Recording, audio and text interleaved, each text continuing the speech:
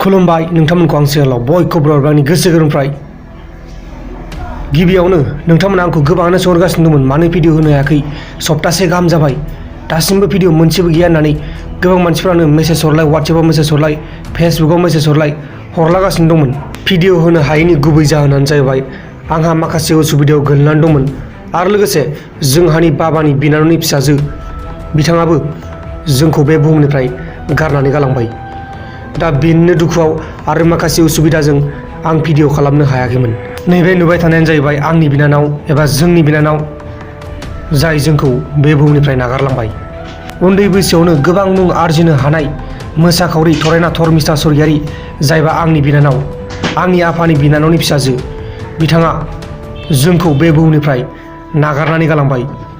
19 बोसोर बैसोआवनो बिथां धर्मिष्ठा स्वर्गियारिया बे बुहुमनिफ्राय गोमानांबाय।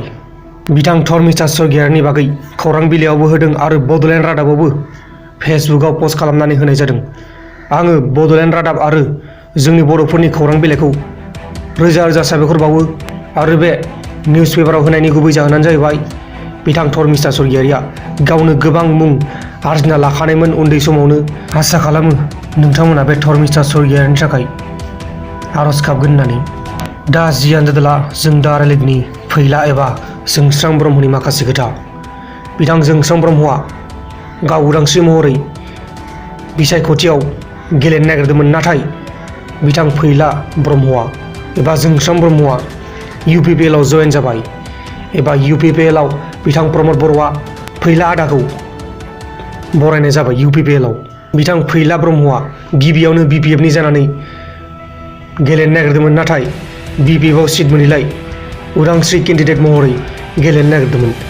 दा आरो UPPLआ बिथां फैलाखौ बरायबाय। औ नंगौ रायजो राजा नोंथांमोन, बिथां फैलाया दा उदांस्रि महरै भट गेलेला। बिथां फैलाया UPPLनि जानानै एबा प्रमद बर'नि जानानै भट गेलेसिगोन आरो बे फैलाया देरहागोना जोंनि बे कख्लाबारि समस्तियाव रोखा जाखाबाय। मानो होनोब्ला बिथां फैलाया जोंनि बे कख्लाबारिनि समस्तिनि लकेल मानसिखा। दा बेनिखायनो रायजो राजाफोरा बे बिथां फैला ब्रह्मनो भटखौ होनाय जागोन। मानो होनोब्ला BPFनिया धीरेन बर'सो आरो धीरेन बर'आ जोंनि बे कख्लाबारि समस्तिनि मानसि नङा।